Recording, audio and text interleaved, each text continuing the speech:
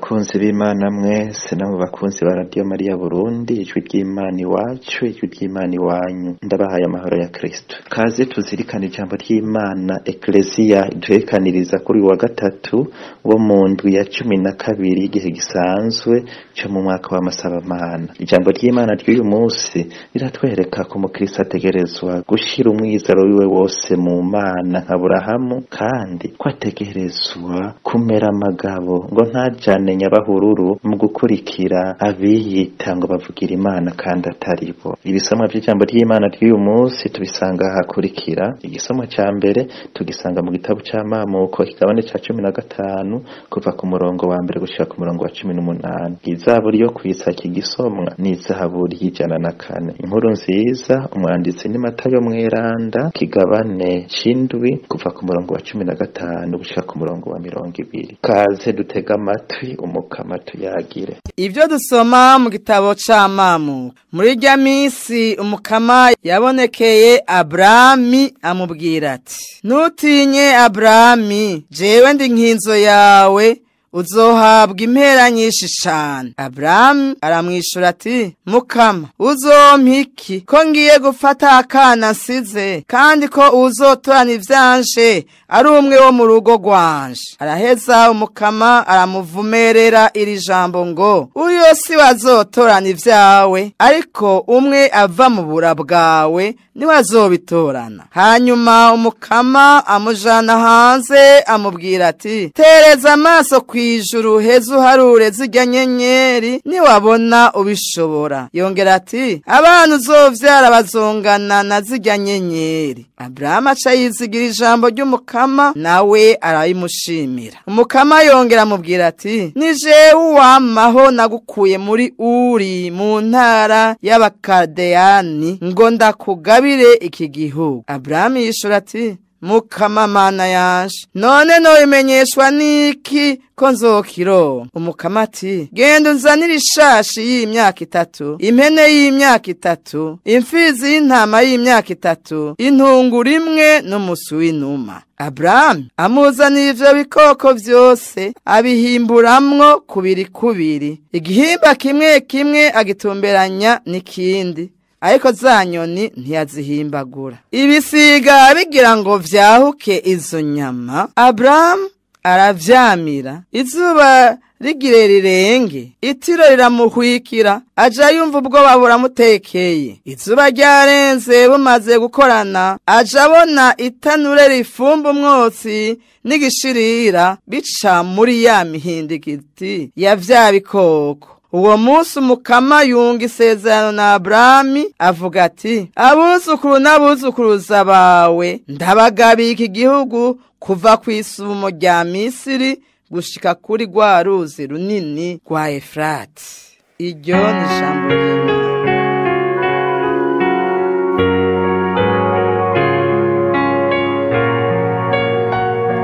Umukama ntaho yigera yibagira isezerano yiwe. Ntaho yigera yibagira isezerano yiwe. Nimushimire umukama, mwambaze izina ryiwe, mumenyeshe mu ntara zindi ivyiza ntangere yabagiriye, nimumuvyinire mu mucurarangira inanga, mutangarire ivyiza vy'agatangaza yagize. Umukama ntaho yigera yibagira isezerano yiwe. Nimurate izina ryiwe ryiranda, imitima y'abarondera Imana inezerwe. Nimurondera umukama n'ubukomezi bwiwe, nimwigere mumukura kwijisho. Umukama ntaho yigera yibagira isezerano yiwe.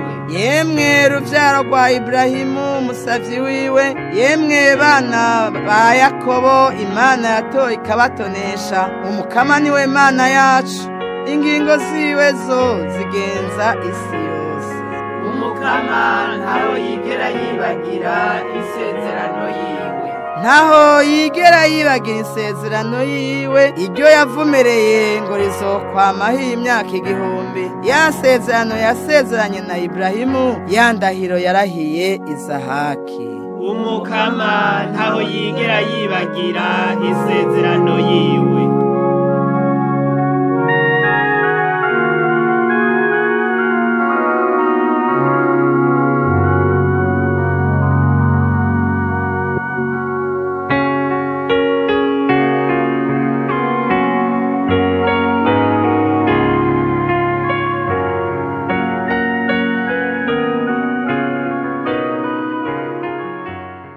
ivyo dusoma mu nkuru nziza ya Yezu Kristu nk'uko tuyishikirizwa na Matayo mweranda. Muririnda abigira abahanuzi bababwira ibintu basa n'intama ariko imbere ari imfyisi zisahura. Muzobamenyera ku vyamwa vyabo. Mbega hari uwamura imizabibu ku mahwa canke amatenayi ku bitovu? Niko kuko igiti ciza cose camwa ivyamwa vyiza, igiti kibi naco kikamwa ivyamwa bibi. Igiti ciza ntigishobora kwama ivyamwa bibi, igiti kibi naco ntigishobora kwama ivyamwa vyiza. Igiti cose kitama ivyamwa vyiza kizokwicirwa giheze gitabwe mu muriro. Muzobamenyera rero ku vyamwa vyabo. Twakire kandi dushimagize inkuru nziza ya Yezu Kristu.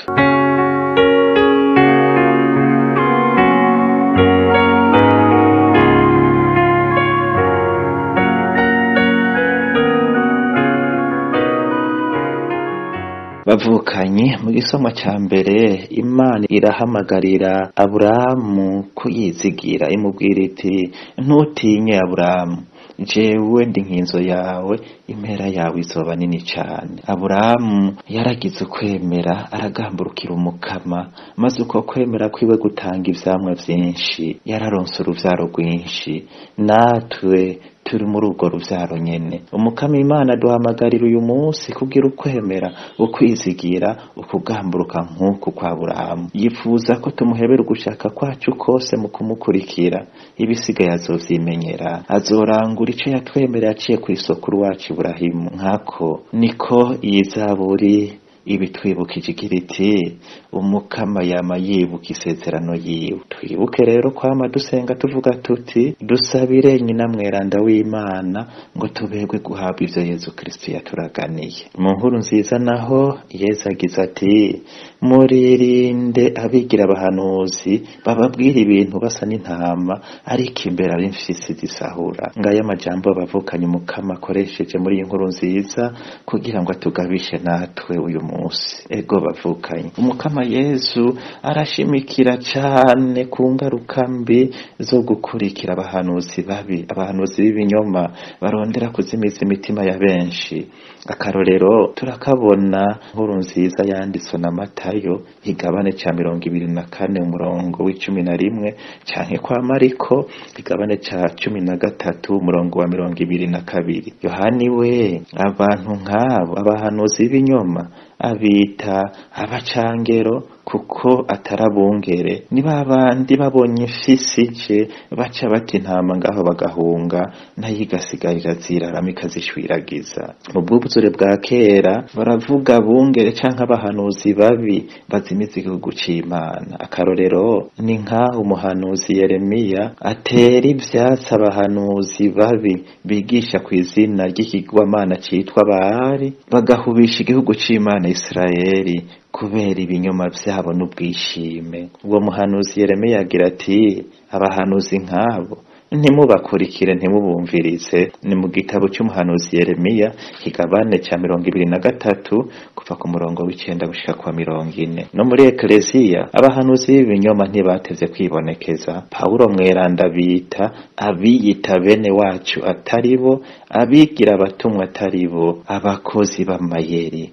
Turabibona mu ikete yandikiye Abagalati kigabane ca 2 umurongo wa 4 canke mu ikete rya 2 yandikiye Abakorenti ikigabane c'11 ku murongo wa 13 no ku murongo wa 26. Umutumwa Petero nawe abita abigira bigisha. Turabibona mu ikete ryiwe rya 2 kigabane ca 2 umurongo wa 1. No muri iyi misi nyene abahubisha abandi, abahanuzi b'ibinyoma canke abigisha b'ibinyoma baragwiriye. Imbuto mbi zibibwa zarabaye nyinshi maze zigatera igifungu mu batari bake ndetse zikanabazimiza. Imitima imaze kugwa simike kuko abari baje barondera umuco bahakura umuzimagiza, abarondera ubukomezi nabo bagahakura igifungu maze bakava ngaho bahakura intege nke. Muri iyi nkuru nziza y'uyu munsi Umukama Yesu aratweretse wenyene ko abavugira Imana kumwe n'abatumwa b'ibinyoma bamwe bose tuzobamenyera ku vyamwa vyabo. Agize ati muzobamenyera ku vyamwa vyabo. Nkako abigisha ibinyoma nta kindi ivyo bigisha bizana atari ugutandukanya abantu kubakura kuri eklesiya umuvyeyi wabo no kuzimiza imitima yabo. Bavukanye natwe umukama aratugabisha uyu munsi kugira ngo twame turi maso kandi twame tugavye imbere yabo bigisha n'abahanuzi b'ibinyoma, kuko baruzuye. Ntivyoroshe kubatandukanya n'abigisha vyo, kuko akenshi inyigisho zabo ziza zinyegeje inyuma y'ubugwaneza no gukora iciza. Ko mw'isakaramento ry'ibatisimu twabaye natwe abatumwa, umukama duhamagarira kuba ibiti vyiza vyama ivyamwa vyiza, ngo dushobore kwigisha n'ubuzima kuruta uko twokwigisha n'amajambo. Egome, igiti ciza cyose gitanga ivyamwa vyiza, ariko igiti kiba ciza iyo gishamikiye heza, nukuvuga iyo amashami agaburirwa neza n'umutumba. Ariko ubuzima bw'umukristo bugaburirwa n'ubuzima bw'umwuzurira bwa Kristo, ubwo nabwo ninasubirizwa. Yesu wenyine agira ati, uwugumye muri jewe nanje nkamugumamwo niwe yama vyinshi, kuko tutari kumwe ataco mwokwishoboza. Ni kubw'ubuzima bwa Yesu budutemberamwo dushobora kuba abatumwa n'abakristo bukuri.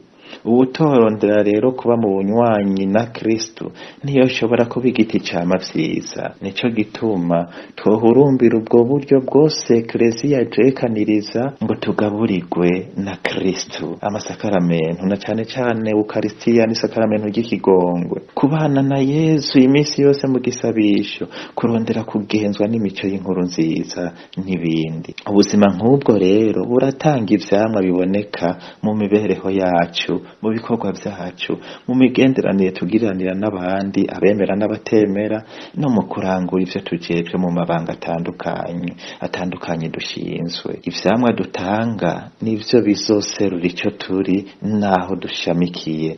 Inyifato yacu nizo kwereka bose ko turaba Kristo. Akanyamuneza dufise, ingene dukunda abandi, ingene tubatahura mu magara make yabo tukabagirira ikigongwe, ingene twakira n'ukwemera n'ukwizigira ibitugoye n'ibidushikira vyose, ingene dutunganya ibintu canke dukoresha neza ubutunzi Imana yaduhaye, n'ingene dukengurukira abatugirira neza n'ibindi n'ibindi. Ese imvugo ngereranyo y'igiti ciza n'igiti kibi yogira ikidusigaranye ikadukorako ngo idufashe guhinduka, maze twihatire kuba ico duhamagariwe kuba nk'aba Kristo, no kuvuga umuco n'umunyu w'isi, duhereye aho tubaye, aho twirirwa, aho dukorera, mubo twirigwana, eka nabo bose duhura. Mukama Yesu, uyu munsi umbwiye uti igiti cyose kitamwa ivyamwa vyiza kizokwicirwa giheze gitabwe mu muriro. Ndi giti witereye muri iyi si gihamagariwe kwama ivyamwa vyiza. Nyuzuzamwe ubuzima bwawe bw'umwuzurira ngo namwe ivyamwa vyiza kandi vyinshi. Nawe muvyeyi wacu Bikira Mariya, dusabira inema yo gukomeza ubucuti n'umwana wawe akaba n'umuvukanyi wacu Yesu Kristo. Nutwigishe kugumana nawe no gushobora gutanga ivyamwa vy'ubukristo mu buzima bwacu bwose. Amen. Mwari kumwe na Patiri Fidele Ntuzwe n'Imana wo mu muryango wa Patiri b'inyigisho ya Kristo.